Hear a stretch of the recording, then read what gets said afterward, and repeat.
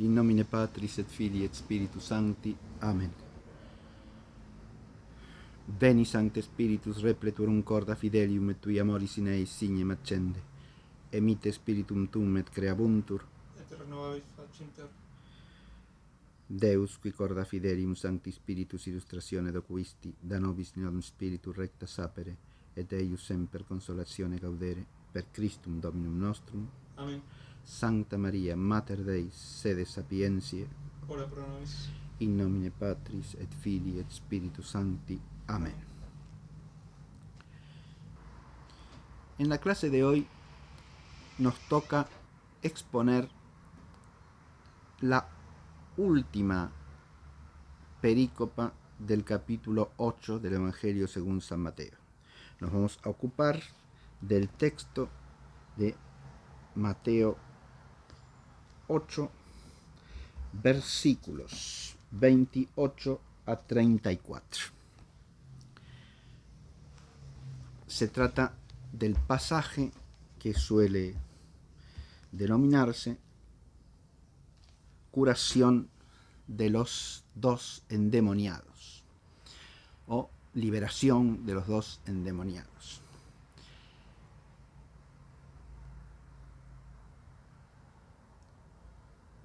Antes de ir a la lectura del pasaje,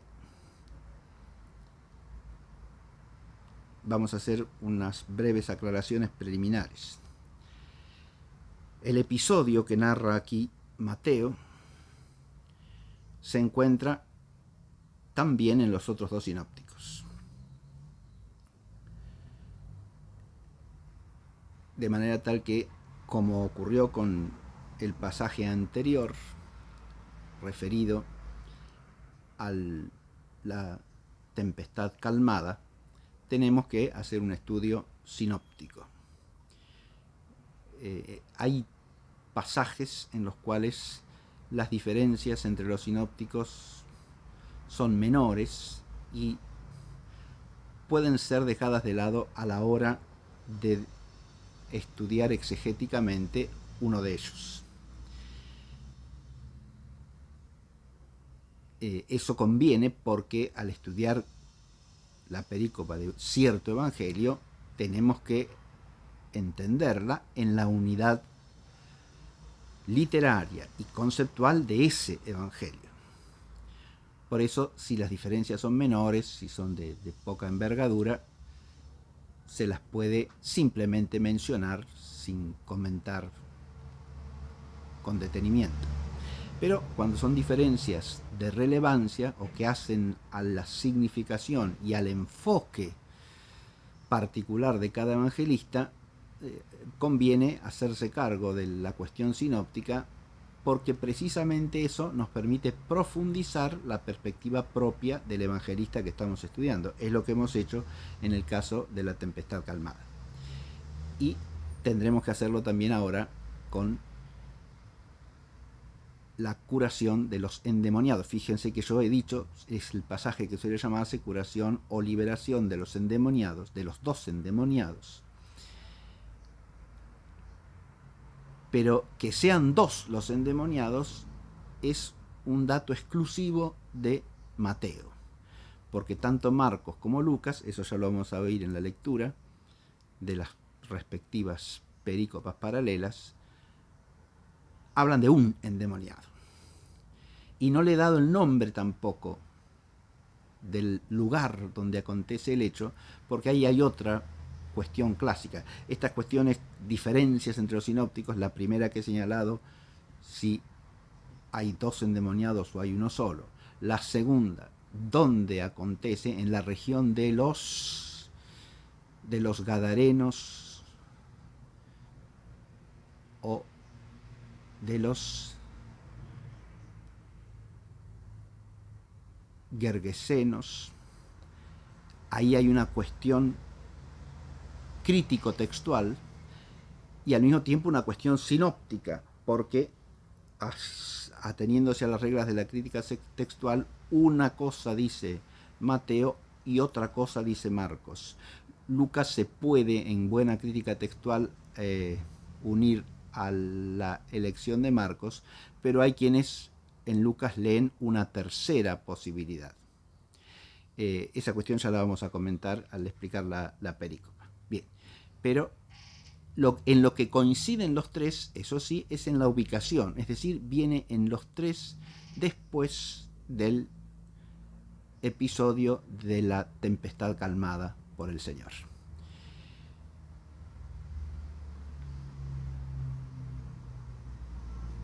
La otra advertencia preliminar que hacemos es que con este episodio, de alguna manera, se cierra la unidad temática de todo el capítulo 8 en la que hemos hecho hincapié a lo largo de este curso,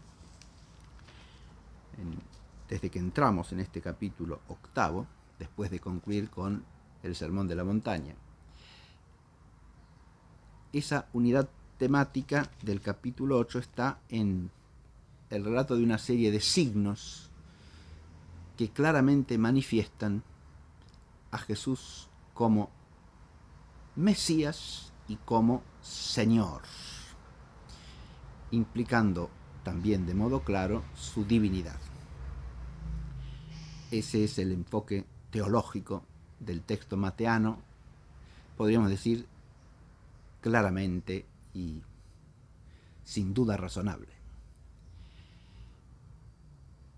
Primero están las curaciones de enfermedad. Y luego la tempestad sedada y la liberación de los endemoniados.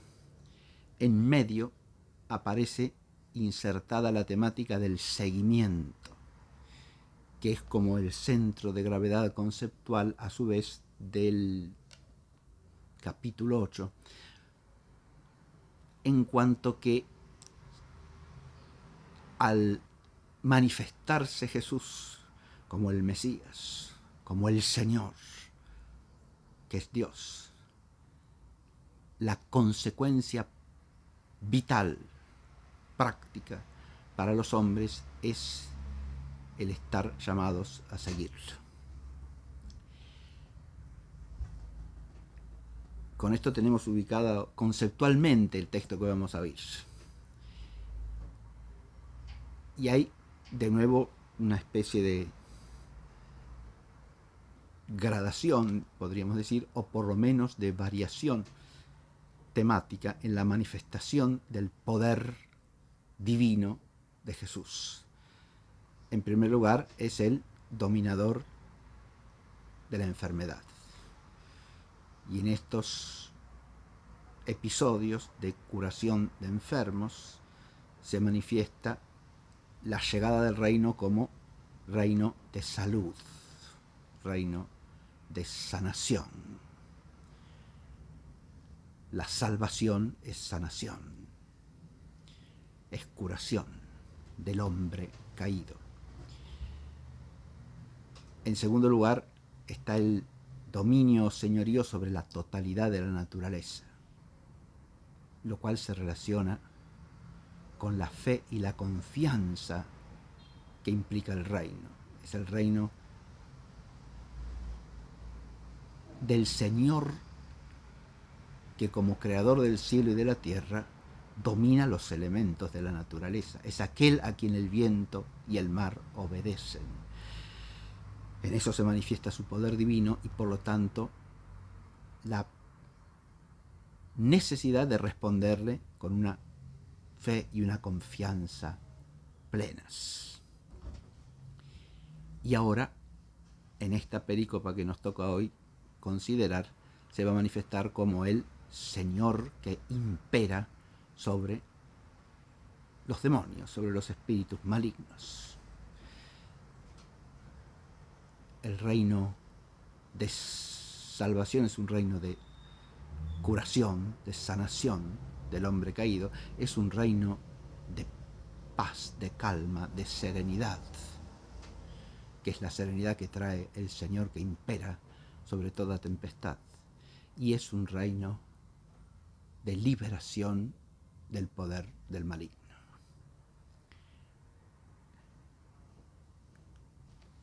lo que hemos hecho es el enfoque conceptual fundamental que emerge del estudio del conjunto unitario del capítulo octavo. Ahora sí, vamos a ir el texto. Francisco, por favor. Sí. Llegado a la otra orilla, a la región de los Gerasenos, le vinieron al encuentro, saliendo de los sepulcros, 2 endemoniados, tan furiosos que nadie podía pasar por aquel camino. Y le gritaron diciendo: ¿Qué hay entre ti y nosotros, Hijo de Dios? ¿Has venido aquí a destiempo para atormentarnos? Había no lejos de allí una numerosa piara de puercos paciendo, y los demonios le rogaban diciendo: Si has de echarnos, échanos a la piara de puercos. Les dijo: Id. Ellos salieron y se fueron a los puercos, y toda la piara se lanzó por un precipicio al mar, muriendo en las aguas. Los porqueros huyeron y, yendo a la ciudad, contaron lo que había pasado con los endemoniados. Toda la ciudad lo de Jesús, y viéndole, le rogaron que se retirase de sus términos. Bien.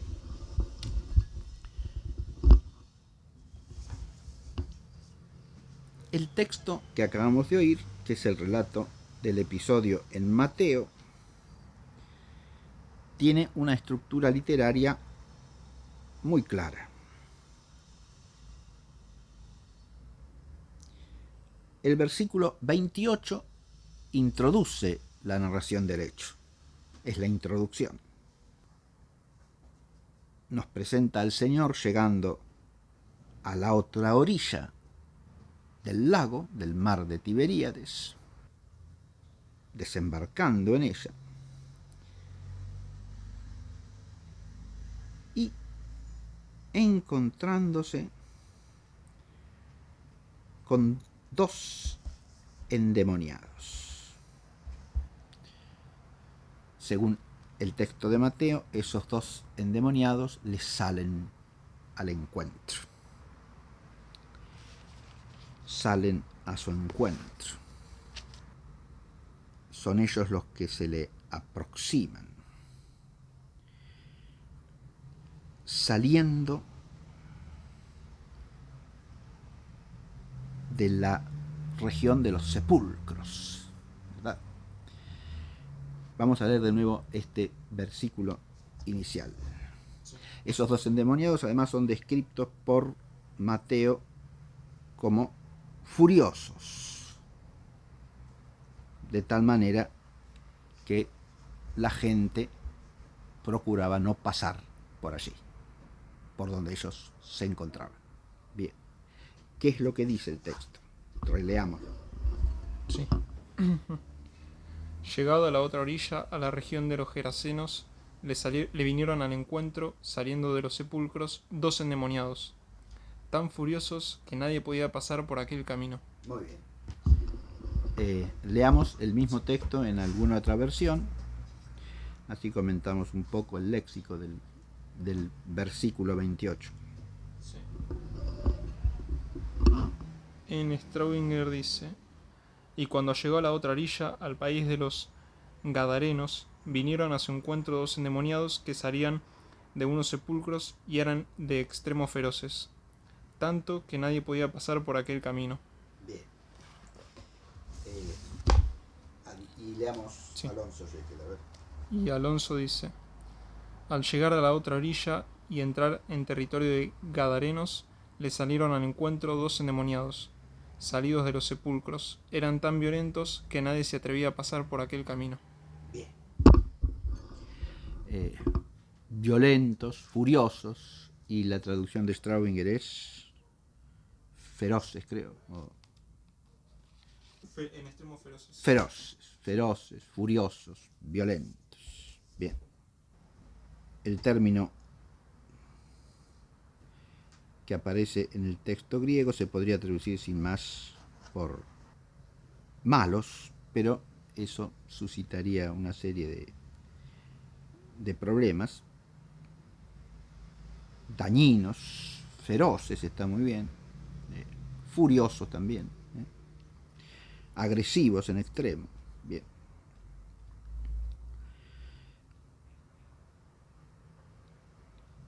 se trata de la tierra o región de los Gadarenos, la tierra o región de los Gadarenos, Jehora ton Gadarenon. Si uno va al aparato crítico, en cualquier edición crítica, se encontrará con que esa es la lección preferible, pero que se encuentran otras, porque hay toda una serie de manuscritos que en lugar de Gadarenos lee Gerasenos o Gerasenos, y también en castellano, y otra serie de manuscritos que lee Gergeseos o Gergesenos. De manera que es una lectura problemática en el plano de la crítica textual. Hay manuscritos que dicen una cosa y hay manuscritos que dicen otra. Y hay una tercera variante también hallable en los manuscritos.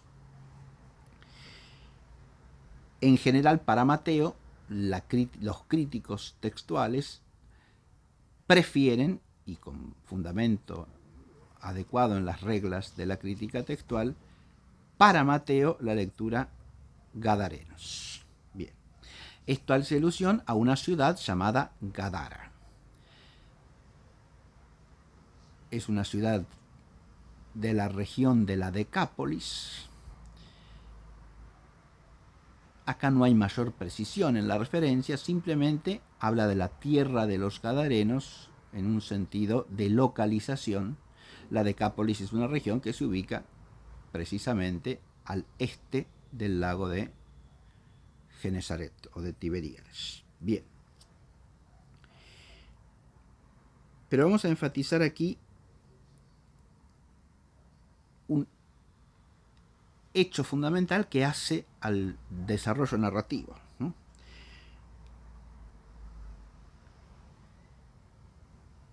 Le salieron al encuentro, dice, dos endemoniados, daimonizomenoi, dio,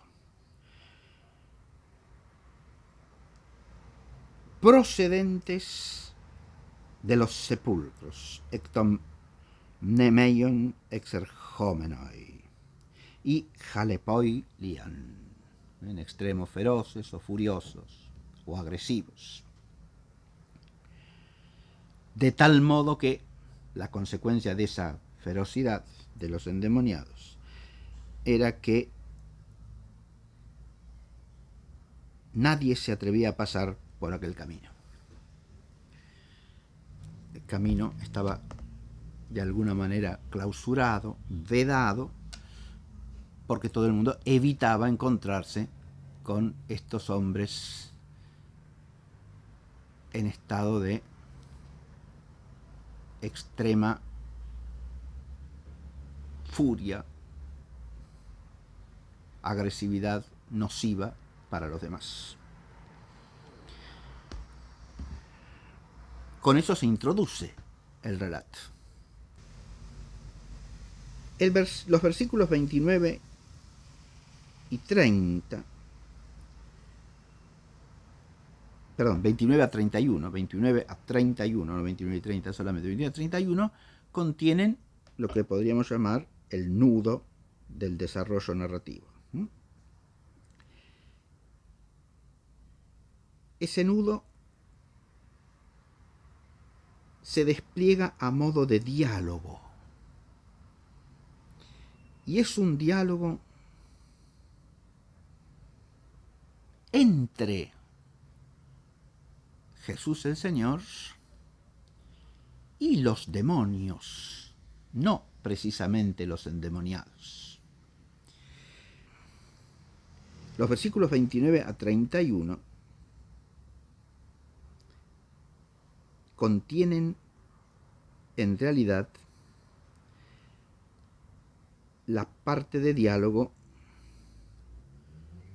que corresponde a los demonios, precisamente, porque la respuesta del Señor ya es la que indica el desenlace y aparece en el versículo 32. Pero vamos a leer precisamente, vamos a releer ahora desde el comienzo del 29 hasta el inicio del 32. por favor. Sí.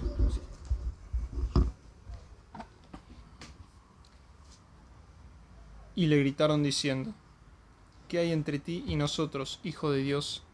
¿Has venido aquí a destiempo para atormentarnos? Había no lejos de allí una numerosa piara de puercos paciendo, y los demonios le rogaban diciendo: Si has de echarnos, échanos a la piara de puercos. Les dijo: Id. Hasta allí. Muy bien.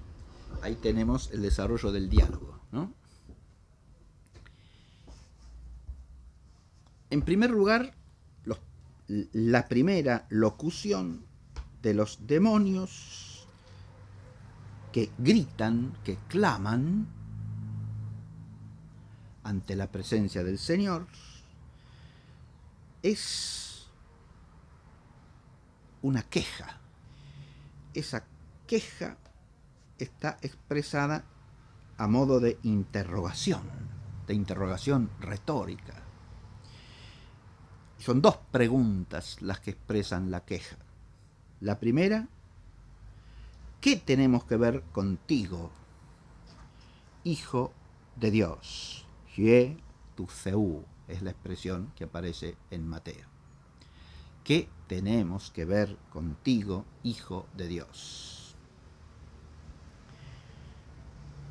Y la segunda pregunta es: ¿has venido aquí antes de tiempo para atormentarnos? ¿Has venido aquí antes de tiempo para, o antes del tiempo, habría que traducir, para atormentarnos? Ti hemin kai soy hie tu Theou, o sea, ¿qué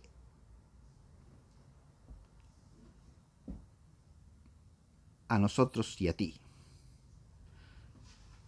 ¿Qué hay entre ti y nosotros, Hijo de Dios? Ya has venido antes del tiempo adecuado,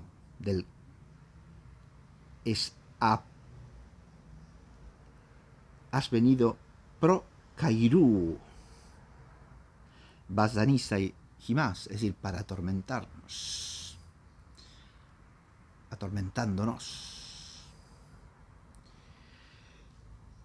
Vamos a leer esta doble pregunta en alguna de las otras versiones.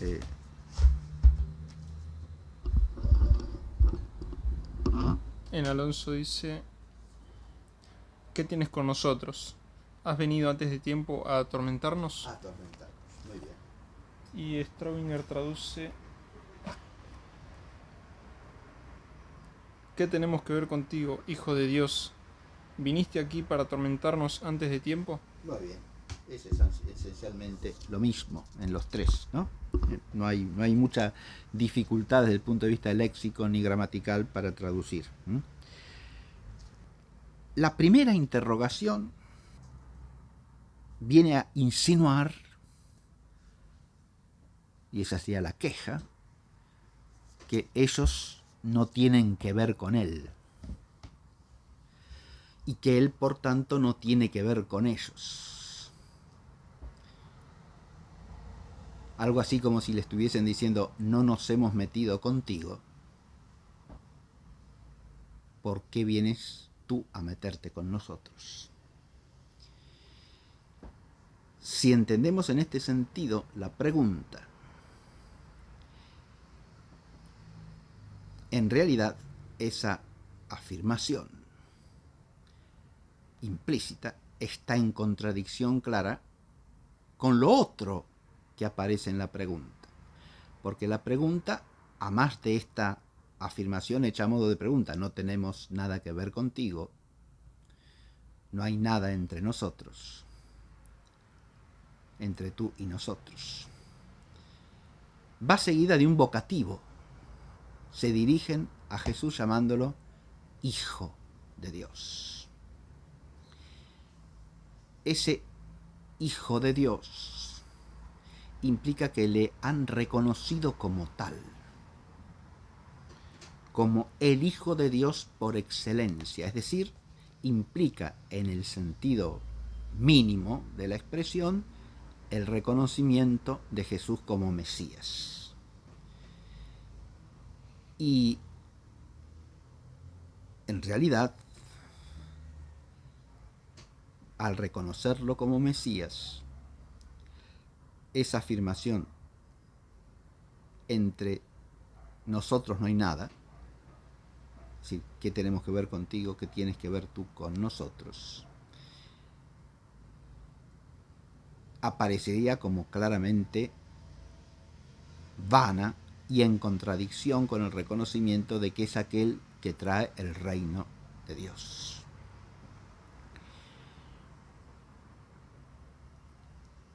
Hay una expresión aquí que es de gran importancia teológica. Has venido antes de tiempo, antes del tiempo oportuno, del tiempo señalado, podríamos traducir. Es kairos aquí el término griego, que traduce o significa la temporalidad como temporalidad establecida por el designio de Dios para cierto acontecimiento crucial.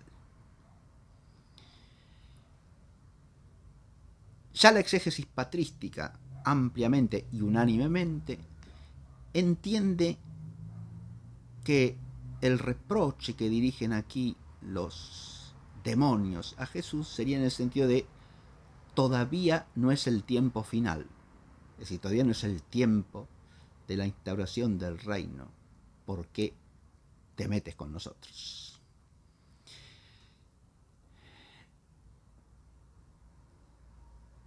Has venido a atormentarnos antes del tiempo designado. ¿Qué es esto de has venido a atormentarnos antes del tiempo designado? Has venido para atormentarnos antes del tiempo designado. El significado fundamental de esta expresión implica un trasfondo teológico acerca de la condición de los demonios, es decir, de los espíritus creados caídos.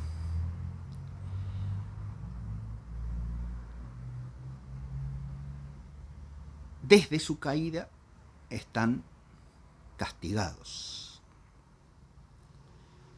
Pero hasta que llegue el final de los tiempos, Dios permite que actúen en relación con los hombres. Es decir,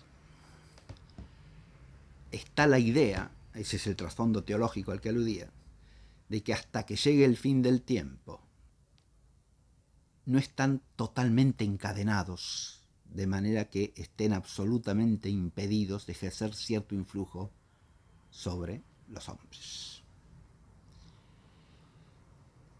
Y lo que estarían diciendo acá estos demonios que atormentan a estos dos hombres es precisamente que no ha llegado el tiempo final y que por lo tanto el Hijo de Dios, al venir a ellos, está pretendiendo atormentarlos antes de tiempo. El reproche no es ¿acaso vienes a atormentarnos?, sino ¿acaso vienes a atormentarnos antes del tiempo señalado? De nuevo, este aspecto de la primera elocución de los demonios es de una gran importancia teológica, porque en la perspectiva de la llegada del reino, que es la perspectiva de todo el capítulo 8, implica que con Jesús el reino es introducido en el tiempo de la historia. Llega y se manifiesta esa llegada en el dominio del Señor sobre los demonios, de manera tal que al que Él quiere impedirle que actúe cerca del hombre se lo impide.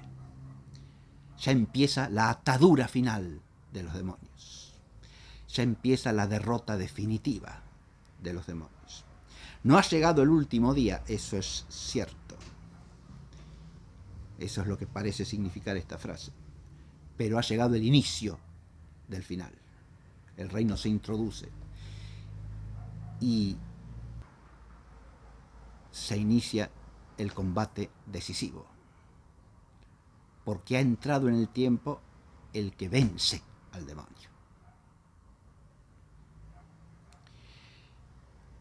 Hay un texto del libro de los Hechos de los Apóstoles que conviene leer porque nos permite aclarar el panorama desde el punto de vista teológico, que queda introducido por estas frases que nos relata aquí Mateo. En el capítulo 19 del libro de los Hechos de los Apóstoles, vamos a leer a partir del versículo 11 hasta el versículo 16.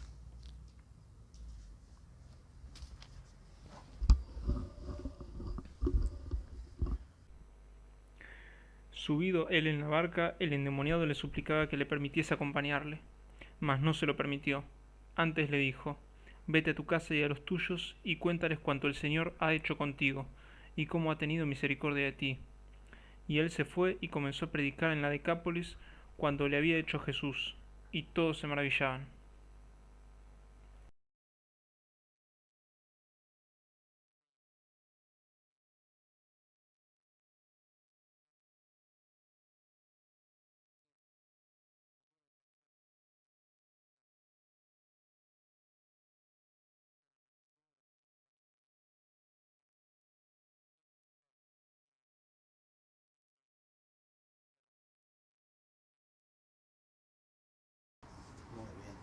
Aquí tenemos un episodio relatado por Lucas en el libro de los Hechos de los Apóstoles, que nos informa de otra situación de enfrentamiento con demonios, con espíritus malignos.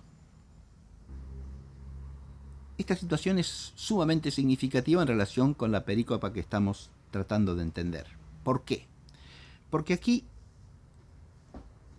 se nos habla de los 7 hijos de Esceva, un judío de familia pontifical, es decir, de la tribu de Leví y de la familia de Aarón, de familia pontifical. Y estos, ante la realidad de las curaciones y expulsión de espíritus malignos que obra Pablo y que se obran por su intermedio, en nombre de Jesús, procuran hacer lo mismo. Invocan el nombre del Señor Jesús sobre aquellos que tienen espíritus malignos. Pero el espíritu maligno, en un caso, se encara con ellos y les dice: conozco a Jesús y sé quién es Pablo, pero vosotros, ¿quiénes sois? Y arrojándose sobre ellos aquel en quien estaba el espíritu maligno, se apoderó de los dos y los sujetó, de modo que, desnudos y heridos, tuvieron que huir de aquella casa. Adviértase que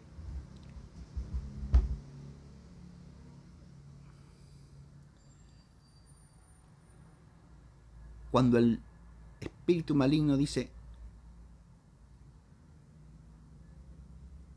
sé quién es Jesús, conozco quién es Pablo, pero vosotros quiénes sois, está haciendo una distinción entre Jesús y los que le siguen.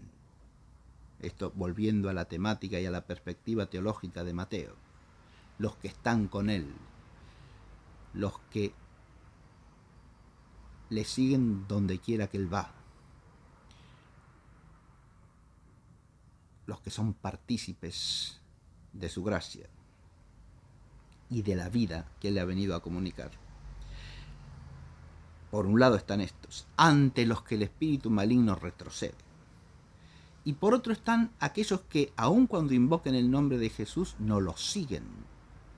Y ante ellos el espíritu maligno avanza y los agrede, como a estos dos que estaban vagando entre los sepulcros como locos furiosos, y de cuyas fuerzas físicas se valían los demonios para agredir a los que pasaban. Como aquí, en este episodio que relata Lucas en el capítulo 19 de Hechos, hacen con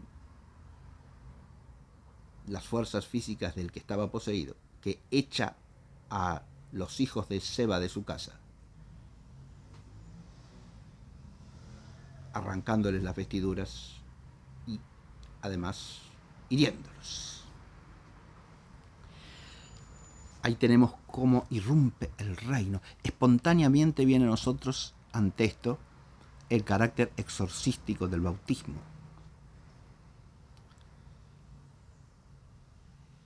El agua bautismal que nos comunica la vida de Jesús el Señor, que es el Mesías, el Salvador, el Redentor, nos libera del poder del maligno. Y respecto a los que son de Jesús, los espíritus malignos quedan atados, quedan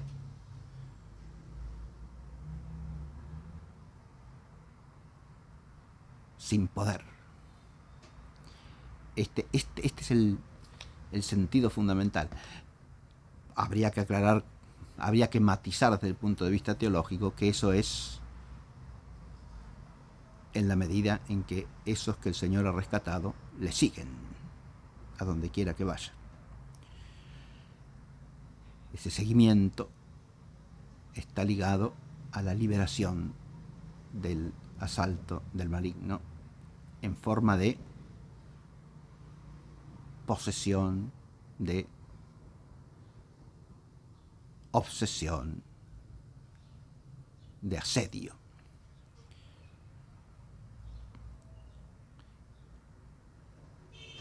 Aquí ya entraríamos en el desarrollo de toda la problemática del influjo posible de los demonios sobre los cristianos en particular y sobre los hombres en general.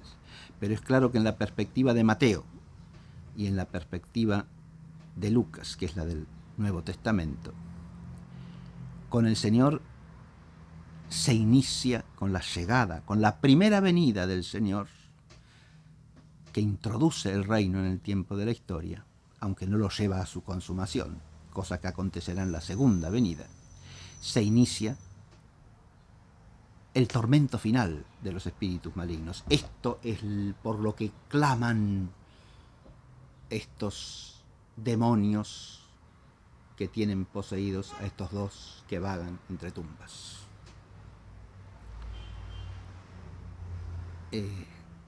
El vagar entre tumbas era reconocido como un signo de posesión demoníaca entre los judíos de aquella época, y eso consta en los escritos de la Mishnah, por ejemplo. Es decir, en los escritos rabínicos de la época de Jesús es clara la idea de que aquellos que viven vagando entre sepulcros están de alguna manera poseídos de espíritus impuros, de espíritus malignos.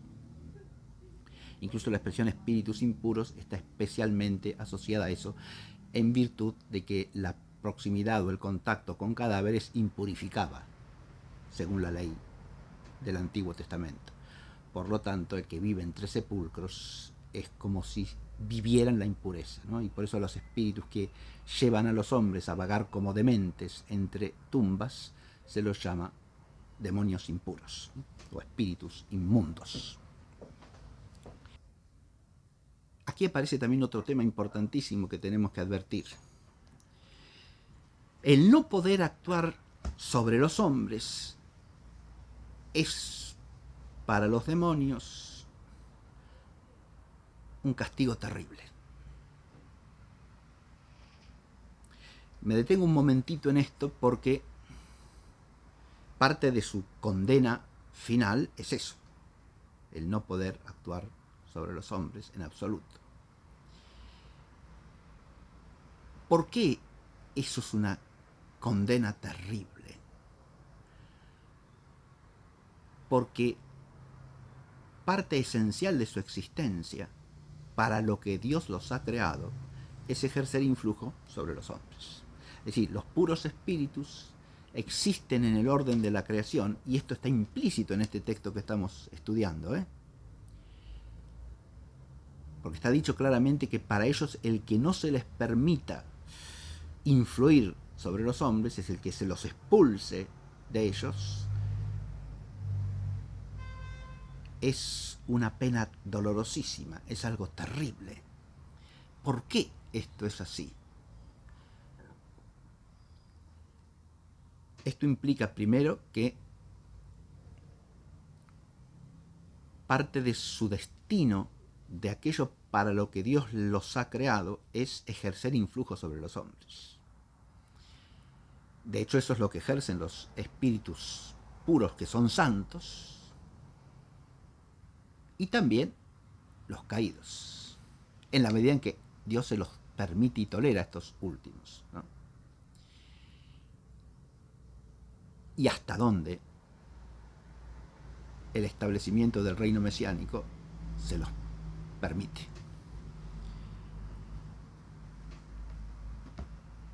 El poder ejercer influjo sobre los hombres, y esto es parte de su destino, es parte del sentido de su existencia, cosa que los ángeles, según su modo de conocimiento, intuyen con toda claridad, como han reconocido, según su modo de conocer, al Hijo de Dios, al cual le han salido al encuentro. Ese le salieron al encuentro se refiere a los endemoniados. En eso ya voy a ver, después voy a retroceder a eso, porque eso plantea un problema. Los que van al encuentro del Hijo de Dios son los endemoniados o son los propios demonios. En la redacción de Mateo hay una transición allí que uno puede interpretar de distintas maneras. Pero los que dialogan con él son claramente los demonios. Has venido a atormentarnos antes del tiempo establecido, del tiempo señalado, que es el kairos. No se trata del tiempo que se mide para ubicarse, ¿no?,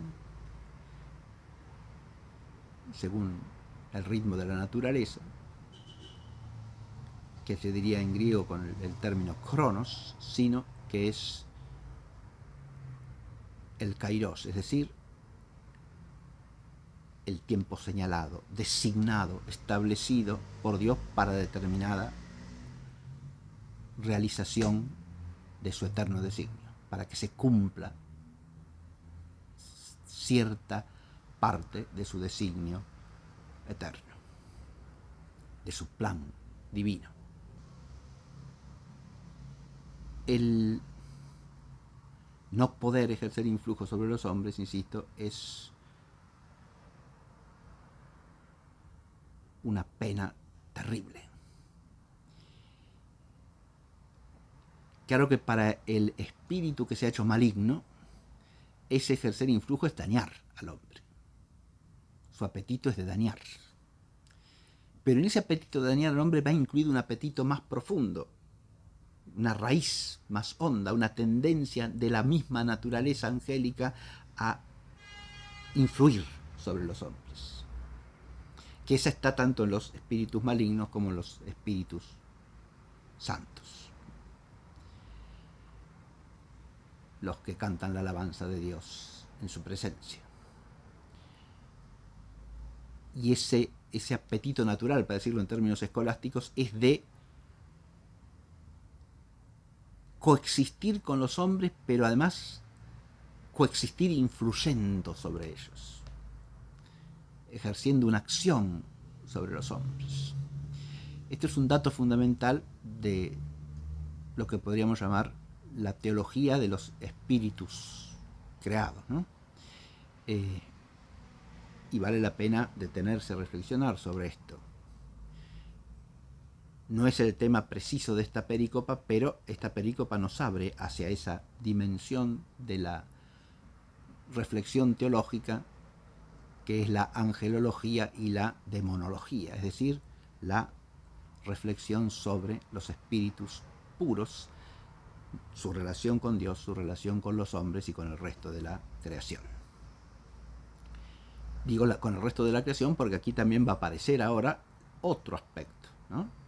Por supuesto que con el resto de la creación se relacionan solo en la medida en que eso influye de alguna manera sobre los hombres. Porque el resto de la creación, que es la creación material, está en relación directa con el hombre. Es instrumento del vivir humano, no del vivir angélico. Pero sí, el vivir angélico está en relación, según el orden de la creación, con el vivir humano, de tal manera que los hombres seamos influidos por los puros espíritus.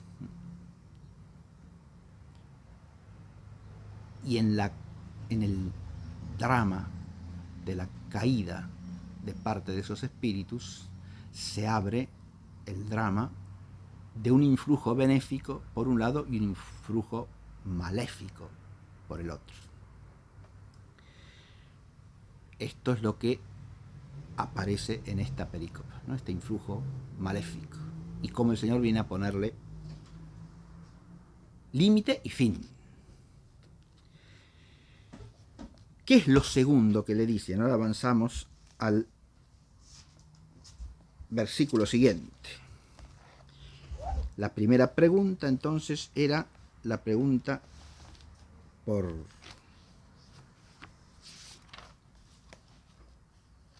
la venida, ¿no? Antes del tiempo señalado. Pero ahora hay una segunda. Esa es la segunda. ¿Cómo? No, la primera interrogación, que es doble, sí, pero está centrada en eso. ¿Qué hay entre nosotros? Es decir, nosotros no nos hemos metido contigo, ¿por qué vienes a atormentarnos antes del tiempo? ¿Sí? Esas las tomamos como la primera locución, que es una doble interrogación, ¿sí? Pero es lo que he llamado la primera pregunta, porque en realidad dos veces dice lo mismo. El por qué tenemos que ver tú y yo, tú y nosotros, perdón, qué tenemos que ver tú y nosotros, que dicen los espíritus malignos, se explicita en lo segundo. ¿Acaso has venido a atormentarnos antes de tiempo? No es más que una sola cosa que le están diciendo, ¿no? Claro. Bien. Y en el centro está el vocativo Hijo de Dios, ¿verdad? Ahora vamos a la segunda alocución de los... Después, demonios. Sí, sí. Que les hablan de que vino antes de tiempo para atormentarlos. Sí. Usted se refería que era al final de los tiempos. El antes de tiempo en general se entiende como que le están diciendo a aquel al que reconocen como el Mesías que viene a traer el reino de Dios, que todavía no es el tiempo final. ¿Está claro? Claro. Esa afirmación implica cierto conocimiento que tienen estos espíritus malignos de un tiempo final en el que quedarán atados absolutamente para siempre y ya no podrán influir sobre nadie más. ¿Está claro? Dios se los ha revelado. Eso claro, hay un conocimiento de eso. Por eso yo aludí cuando estaba hablando hace un momento a que así como le reconocen según su modo de conocimiento y lo llaman Hijo de Dios, ¿no? También tienen cierto conocimiento del designio divino y cabe plantearse cómo lo tienen, obviamente, y en principio es porque Dios se los ha manifestado, ¿no? Claro. Así, tienen cierto conocimiento del designio divino, es claro eso, ¿eh? Si no, no podrían hacer ese reproche, esa pregunta, ¿sí? Bien, ahora pasemos a la segunda.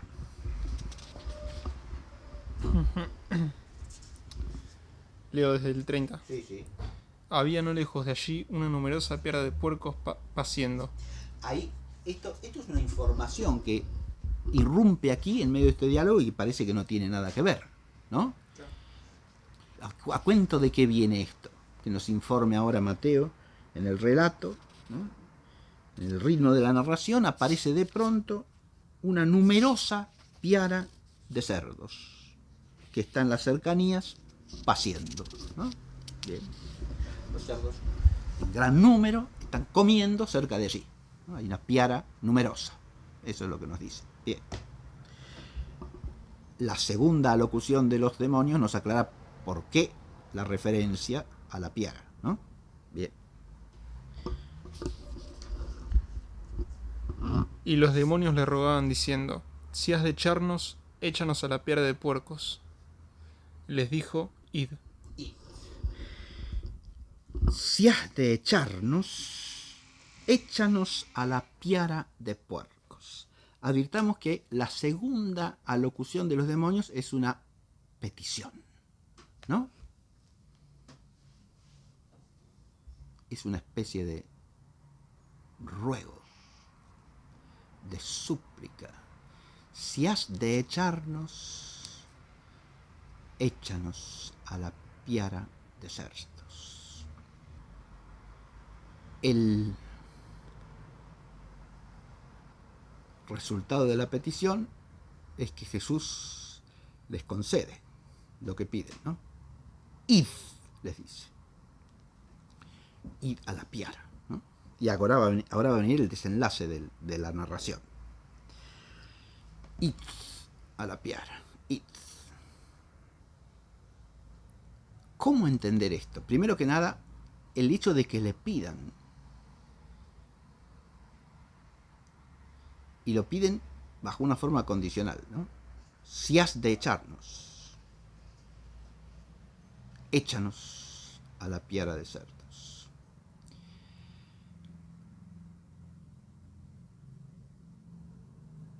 El si has de echarnos, dicho en forma condicional,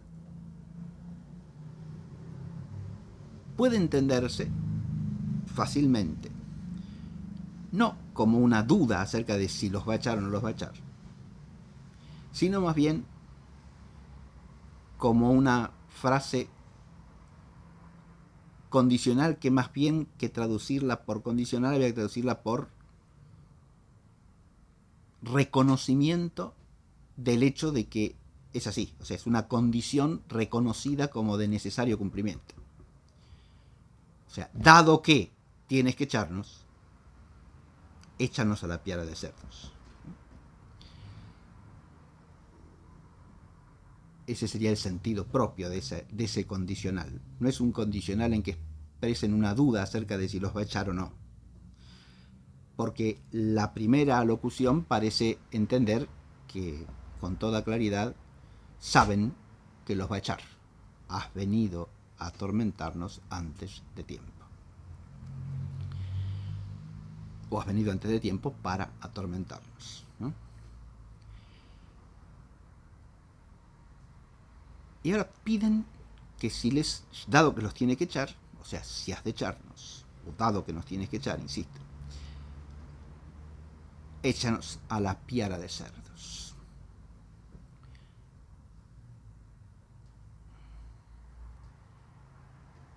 ¿Cómo se entiende esta concesión? Los padres de la iglesia se lo plantean ampliamente. Ahora vamos a leer algunos textos de los padres para que se vea cuál es la problemática que plantea la petición y la concesión.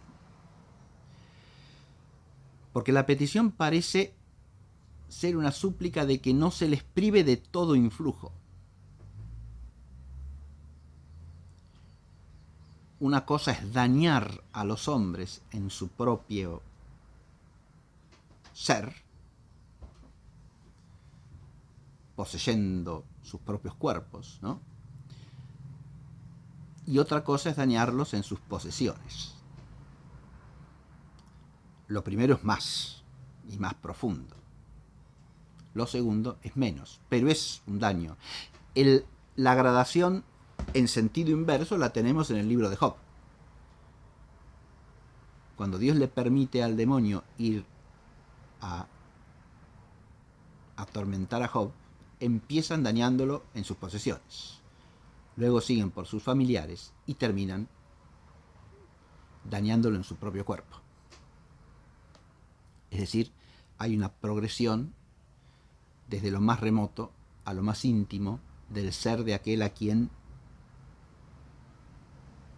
procuran dañar. Acá pasa al revés, porque acá se trata de la derrota del demonio, ¿no? Es decir, acá no es que va avanzando progresivamente, cada vez más cerca del hombre, sino que se empieza a alejarse. Jesús los expulsa de los dos endemoniados y les concede dañar cierta posesión humana, estos cerdos que están paciendo, que se están alimentando en un prado.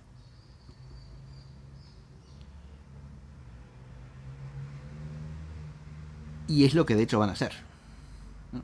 Ahora viene el desenlace, pero advirtamos que les permite ir a la piara de cerdos. Ir a la piara de cerdos quiere decir dañar a la piara, porque donde están es para dañar. Son espíritus malignos, por lo tanto, a donde van, lo que hacen es dañar. El Señor acá está permitiendo un cierto mal en orden a un bien mayor. Por eso los padres de la iglesia ya se plantean, bueno, ¿qué significa esta concesión del Señor? ¿Por qué les concede eso? Y no los expulsa sin más.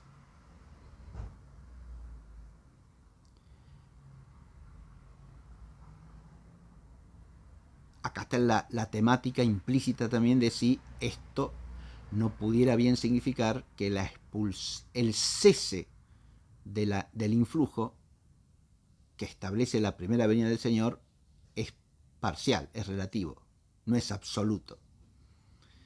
Que la atadura absoluta vendrá al final, ¿no? Que es lo que enseña también el libro del Apocalipsis. Es decir, el ser atados absolutamente y para siempre será el final del tiempo. Mientras tanto, cierta actividad de influjo permanece. Pero también estaría la cuestión que aparece en el libro de los Hechos, porque los envía una piara de cerdos. Los cerdos son de alguna manera como animal típicamente impuro, según la concepción judía que impera ampliamente en ese tiempo,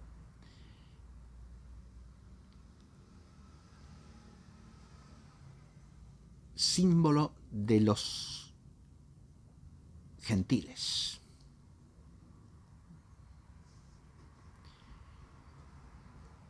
En rigor, los judíos no podían criar cerdos. Les estaba prohibido. La región en que está el Señor es una región que, según Flavio Josefo, estaba habitada en su mayoría por paganos, es decir, por no judíos, por gentiles. Que hubiese allí abundancia de cerdos podría explicarse por eso, que la mayoría de las gentes que habitaban el entorno eran gentiles. Los estudiosos de las costumbres judías de la época dicen, algunos de ellos, por otra parte, que había judíos de la época que no cumplían con el precepto, es decir, y no se abstenían de criar cerdos. Es decir, no consumían el cerdo, pero lo criaban. Porque lo que prohíbe la ley mosaica es comer cerdo, pero criarlo no es comerlo, ¿no? Había un subterfugio que algunos rabinos admitían, según el cual se podían criar, pero no comer, ¿no? Aunque la mayoría de los rabinos enseñaban que no debían criarse, ¿no?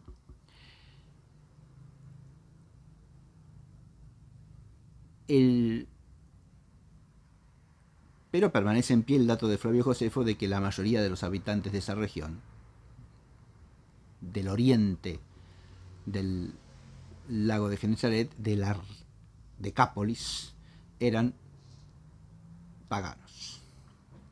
Eran gentiles, no miembros del pueblo de Dios.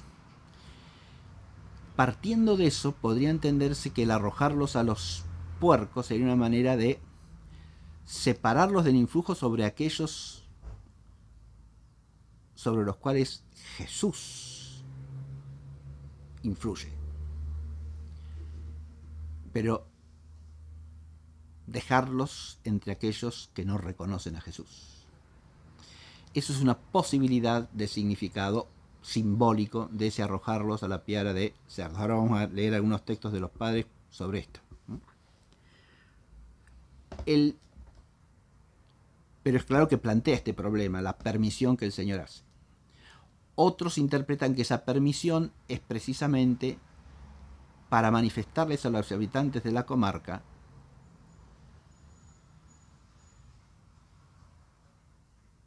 que el reino que él viene a establecer es fundamentalmente no un reino de este mundo que tenga que ver con las posesiones materiales en este mundo, sino más bien el reino de la verdad y de la vida que se establece en el interior del corazón del hombre. Es otra interpretación posible, también simbólico moral, que se podría dar a ese arrojarlos a la piara de cerdos.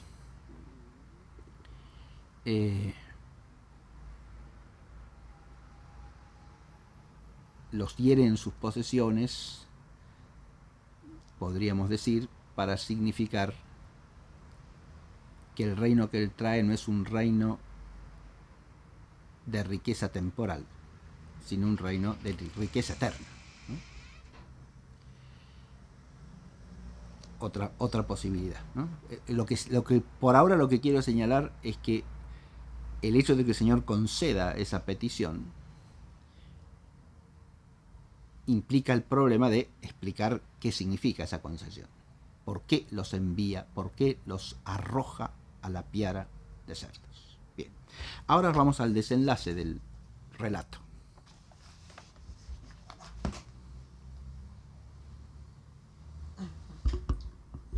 Sí, a partir de la segunda oración del versículo 32. Sí. Ellos salieron y se fueron a los puercos, y toda la piara se lanzó por un precipicio al mar, muriendo en las aguas. Sí, adelante. Sí. Los porqueros huyeron y yendo a la ciudad, contaron lo que había pasado con los endemoniados. Toda la ciudad salió en encuentro de Jesús y viéndole, le rogaron que se retirase de sus términos. Muy bien. El desenlace está narrado en una triple instancia, ¿verdad? Hay como 3 momentos del desenlace. Primer momento, que es versículo 32, los espíritus malignos se apoderan de la piara y hacen que se lance al mar y perezca en las aguas. O sea, destruyen la piara.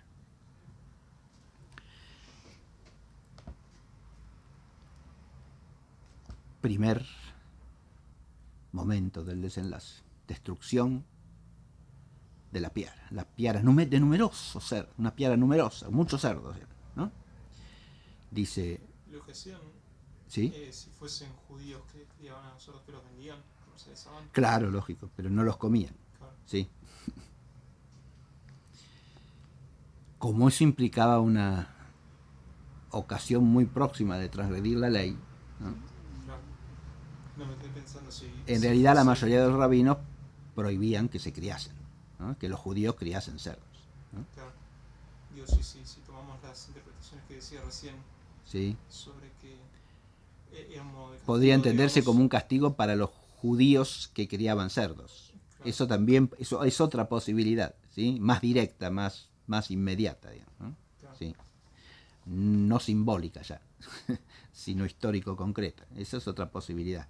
Pero no está dicho acá que sean judíos los que están ahí, ¿no? Claro. Eso. Entonces no, es decir, Eso implicaría que los habitantes de la región que criaban estos numerosos cerdos eran judíos, ¿no? Como posible es posible. No es lo más probable, insisto, según los datos de los historiadores antiguos como Flavio Josefo, ¿eh? Porque ya en Galilea la población estaba bastante mezclada. Había judíos, pero había gentiles también. Del otro lado del mar, la mayor parte de los habitantes eran gentiles, no judíos.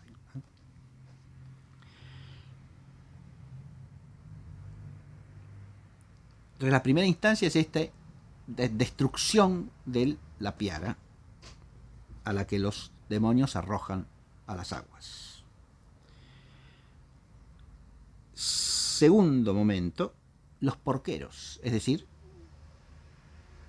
los pastores de chanchos, ¿no? Los que cuidaban a los cerdos, los que los hacían pastar en el lugar y cuidaban la piara, lo dice en plural, así que en correspondencia con el carácter numeroso de la piara, hay varios porqueros. Es perfectamente posible que fuesen cerdos de distintos propietarios, porque el lugar donde se los llevaba a pastar podía ser un lugar común de pastura y los distintos porqueros llevaban los cerdos de su dueño, o ellos podían ser efectivamente los dueños también, al lugar de pastura. Y ahí estaban todos juntos. Y después cada uno se llevaba su propia piara, sus propios cerdos. También puede ser que todos perteneciesen a unos pocos propietarios y que los llevasen en conjunto por un lado, por el otro. Bien. Eso tampoco está aclarado, eso es nada más que conjeturas que se pueden hacer acerca de la realidad histórica concreta de esto. Pero lo que dice Mateo que son varios porqueros, ¿no? Los porqueros huyen, dice aquí. Van a la ciudad y cuenta lo que ha pasado con los endemoniados. Los porqueros huyen, van a la ciudad y cuentan, dice Mateo, lo que había pasado con los endemoniados. Se supone que contaron todo. ¿Qué ha pasado con los endemoniados? ¿Qué es lo que ha pasado con los endemoniados? Claro, no se sabe, sí se sabe. Los endemoniados, ahora vamos a leer, inmediatamente vamos a leer Marcos, para que se entienda bien qué ha pasado con los endemoniados. Pero en Mateo está implícito, porque el relato de Mateo no se centra en los endemoniados, no nos los presenta después de la expulsión de los demonios, cosa que sí hace Mateo en su texto. Pero ¿qué ha pasado con los endemoniados? Y que han sido liberados de la posesión de los demonios malignos, de los demonios impuros, ¿no? Porque estos han sido expulsados a una piara de cerdos, y la piara de cerdos ha quedado destruida, porque los espíritus malignos la han arrojado al mar y se han ahogado los chanchos, ¿no? Bien. Lo que ha pasado con los endemoniados es todo eso, podríamos decir, ¿no? Pero específicamente lo que ha pasado con los endemoniados es que Jesús los ha liberado. Eso es lo que ha pasado con ellos. Directamente a ellos lo que les ha pasado es eso, que han sido liberados del poder de los demonios, de la posesión de los demonios, o de la obsesión de los demonios. Posesión, obsesión. Y hay una tercera instancia en el relato. Tercer momento del desenlace. El primero, lo que pasa con los cerdos. Segundo, los porqueros, ¿sí? Los cerdos que perecen en el mar, los porqueros que van a la ciudad y cuentan lo que ha pasado con los endemoniados. Y tercero, la ciudad sale al encuentro de Jesús. Acá nos encontramos con un procedimiento de inclusión literaria que ya hemos encontrado en otras ocasiones en los textos de Mateo, ¿no? Porque empieza el relato con dos endemoniados que le salen al encuentro y termina el relato con los habitantes de la ciudad que le salen al encuentro, ¿no? Es decir, hay una clara inclusión, ¿no? Se abre y se cierra todo el relato con dos situaciones que son análogas, ¿no? Lo que dice al comienzo del relato de los endemoniados, lo dice ahora del conjunto de la ciudad, ¿no? Toda la ciudad, dice. Pasaje polis, en el griego es clarito, ¿no? Kai idú, y aquí que toda la ciudad, excelten eishipantesin. Había, desde el punto de vista lexicográfico también existe la inclusión, ¿no? Porque empezaba diciendo Kai el zontos autueis toperan eisten joran ton cadarenon hypentisan auto dio daimonizomenoi. Hypentesan es el verbo, ¿no? Lo encontraron. Y ahora dice Kai idú pasaje polis excelsen eis hypantesin, salen al encuentro. Es el mismo término, ¿eh? Lo encontraron o salieron a encontrarle y ahora salen al encuentro. A Jesús. Y viéndolo, le rogaron que se retirase de sus términos. ¿Cómo traducen? A ver, allí, lea las traducciones distintas. Sí. Del versículo 34. Sí. En Alonso dice: la población en masa salió al encuentro de Jesús y al verlo le suplicaban que se marchara de su territorio. Bien. Y Straubinger traduce: entonces toda la ciudad salió al encuentro de Jesús. Salió al encuentro de Jesús, correcto. Claro. Sí. Y al verlo le rogaron que se retirase de su territorio. Bien. Que se retirase de sus términos, de sus confines, ¿sí? Hopos metabe apo ton orion auton, que se alejase de sus confines, de sus términos, está como traduce Colunga, está muy bien, no de su territorio, sino de sus términos, de sus límites, de sus confines. Bien. Toda la ciudad salió en toda la ciudad entera, ¿no? Eso es lo que dice. Pasaje polis. Bien.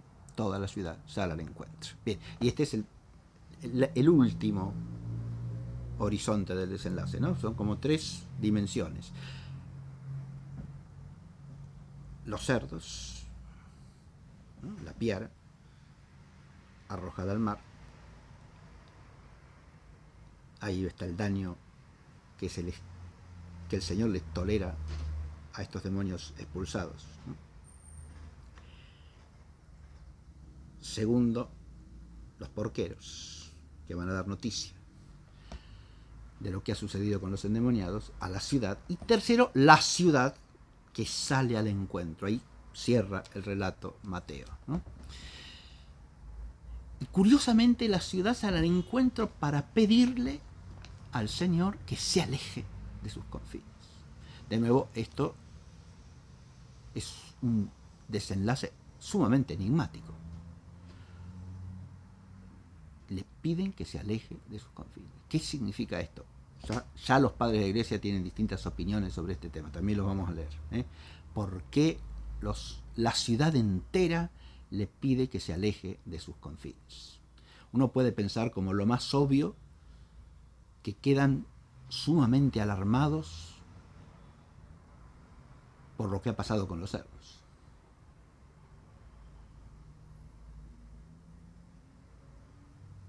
Y por lo tanto les importa primariamente que no vuelva a pasar una cosa semejante, porque si no se arruinan todos.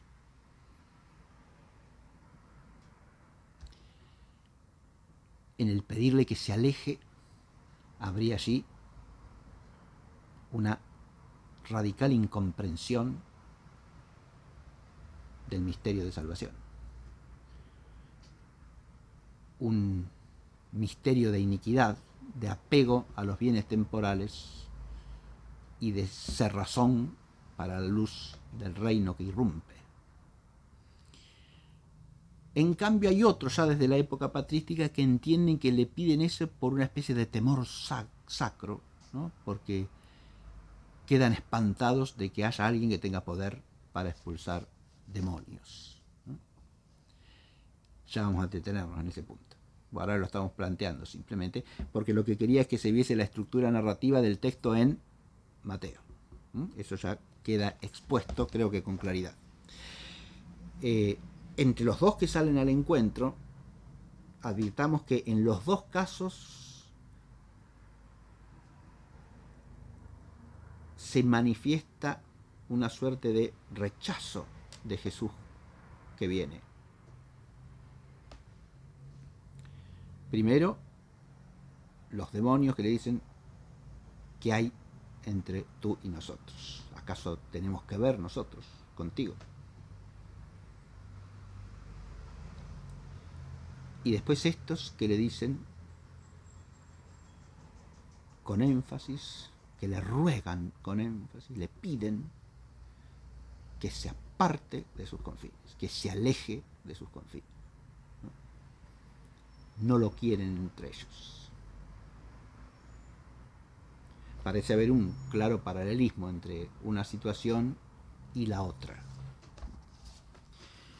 que contrasta con el beneficio que ha hecho el Señor, ¿no? Ahora vamos a empezar con el asunto sinóptico, ¿no? Y vamos al texto de Marcos, que es considerado en general por los estudiosos del Evangelio el más apegado a los hechos en el sentido de la descripción fáctica, ¿no? Es el relato más colorido, es el relato más completo de los hechos. Frente a lo que vamos a leer en Marcos, parece claro que el relato de Mateo está estilizado, está, como pasó también con la tempestad calmada, es un relato hecho desde una perspectiva teológica que escoge ciertos rasgos de los hechos y los presenta según una elaboración de reflexión y de contemplación teológica previa, ¿no? Vamos al capítulo 5 del Evangelio según San Marcos. Capítulo 5 de Marcos. Desde el versículo primero.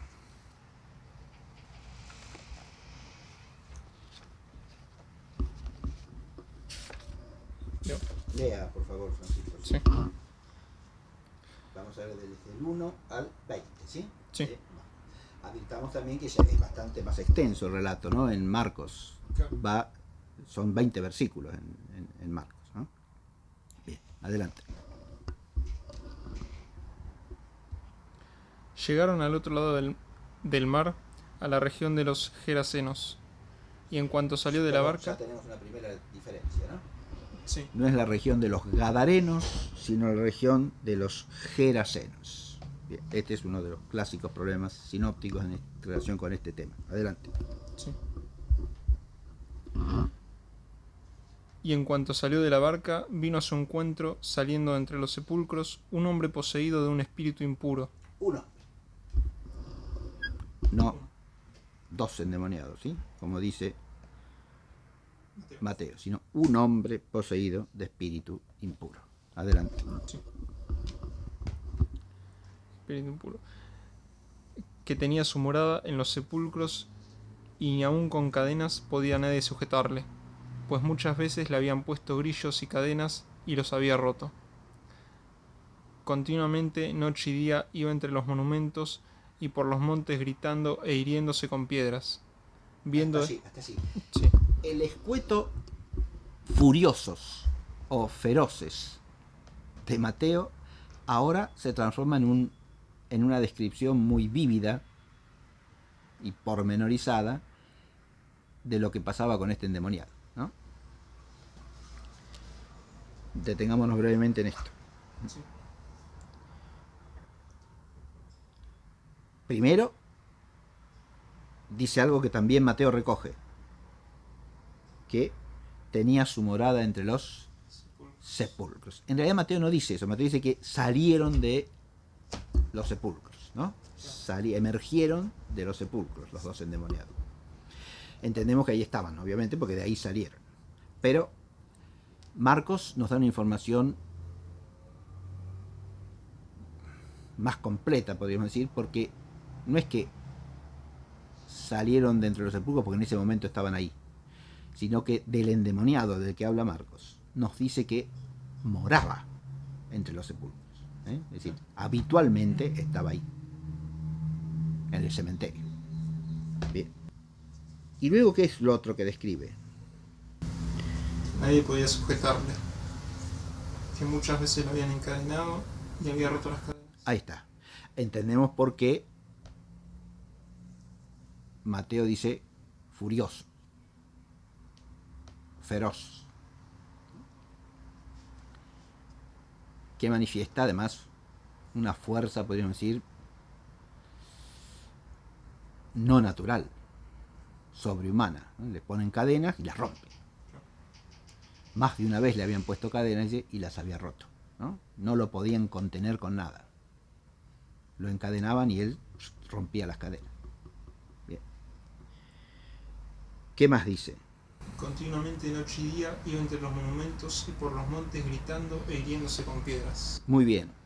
Continuamente andaba entre los... se movía continuamente. Aquí tenemos otro rasgo típico de este tipo de poseso, de endemoniado, que es al mismo tiempo una persona enajenada, ¿no? Se la pasa moviéndose de un lado para el otro, entre los monumentos, o sea, en el cementerio, y en los montes que rodean el lugar, ¿no? Está en continuo movimiento. Y además se daña a sí mismo. ¿Está claro? Esto también es un rasgo interesante, ¿verdad? Esto tiene que ver, si uno se detiene a analizarlo un poco, con el hecho de que estos posesos de alguna manera tienen conciencia de la presencia del maligno y quieren sacárselo de encima, ¿no? De ahí también que se hieran a sí mismos, ¿no? Dice el texto de Marcos que se hería a sí mismo con piedras, ¿no? Sí. Bien. Tenemos una descripción, insisto, mucho más completa y vívida de lo que pasaba con este endemoniado. Aquí es uno solo, ¿no? Bien, ya vamos a comentar brevemente ese problema. Pero es clara también la distinción entre los dos tipos de relato, ¿no? Mateo omite todo esto. Adelante. Subido él en la barca, el endemoniado le suplicaba que le permitiese acompañarle, mas no se lo permitió. Antes le dijo: Vete a tu casa y a los tuyos, y cuéntales cuanto el Señor ha hecho contigo, y cómo ha tenido misericordia de ti. Y él se fue y comenzó a predicar en la Decápolis. Le decía o lo había dicho, ¿no? Viendo desde lejos a Jesús, corrió y se postró ante él. Ese es un detalle que no tenemos tampoco en Mateo. Se postró ante él. Hay un reconocimiento de la majestad de Jesús. Y lo llama aquí Jesús, Hijo del Dios Altísimo. Jesús, Hijo del Dios Altísimo, ¿no? El Hijo del Dios Altísimo por antonomasia es el Mesías, insisto. Es el significado primario que tiene este vocativo y lo mismo el de Mateo. En el contexto de Mateo parece claro que implica la divinidad. Por todo el contexto del capítulo 8 es claro que es así, ¿eh? En el caso de Marcos ya hay que estudiarlo en el Evangelio de Marcos, que no nos compete por ahora, pero la expresión es básicamente la misma. El demonio lo llama Hijo de Dios, solo que aquí lo llama primero por su nombre de hombre, Jesús, y luego Hijo del Dios Altísimo. Pero se postra ante él, cosa que no nos dice el texto de Mateo. Y simplemente le dice: no me atormentes, ¿no? En el relato de Marcos no aparece la alusión al tiempo designado, al kairos, ¿no? Simplemente lo que el demonio dice es: no me atormentes. Pero da la explicación, Marcos. ¿Por qué le decía no me atormentes? Porque Jesús le decía, o le había dicho, habría que entender, ¿qué cosa? Pero le decía: sal, espíritu impuro de ese hombre. Claro, sal de ese hombre. Lo había echado, lo había expulsado. ¿Sí? Sal, espíritu impuro de ese hombre, ¿no? Claro. Bien. Hay que entender que el acto de postrarse ante Jesús es de parte del hombre, ¿no es cierto? No que estaba El hombre, claro, sí. El que se posterna, el que se postra es el endemoniado. Viene desde lejos y se postra ante él. Así es, correcto. Pero el que le pide encarecidamente que no lo atormente es el demonio, ¿no? Claro. Adelante. Sal de ese hombre. Y le preguntó: ¿cuál es tu nombre? Él dijo: Esto es propio de Marcos. Fíjese, esto no lo hemos encontrado en Mateo, ¿eh? ¿Está claro? Esto es de Marcos. El Señor dice: ¿cuál es tu nombre? Y él dijo: Legión es mi nombre, porque somos muchos. Y le suplicaba insistentemente que no le echase fuera de aquella región. bueno, acá viene todo un problema que no vamos a desarrollar porque no aparece en Mateo, ¿no? Pero el Señor le pregunta, fijémonos que hasta aquí el diálogo es entre Jesús y el endemoniado, es decir, el que habla por el endemoniado, que es el demonio, ¿no? El que habla con la voz del endemoniado y le dice: Jesús, hijo del Dios Altísimo, por Dios te conjuro que no me atormentes. Es el maligno, es el demonio que tiene poseído al endemoniado, ¿no? Y le dice eso, ¿por qué? Porque Jesús le había dicho: sal, espíritu impuro. Lo había expulsado. Pero Jesús le pregunta: ¿cuál es tu nombre? Y él contesta: Legión es mi nombre, porque somos muchos.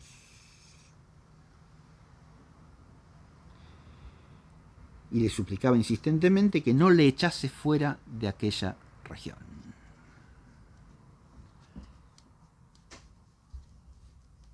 ¿Cómo se entiende esto? Es claro que Jesús ha expulsado a un demonio. Lo dice en singular, ¿no? Sal, espíritu impuro de ese hombre. Pero el demonio que ha sido expulsado y que pide que no lo atormente, le dice que su nombre es Legión, porque son muchos.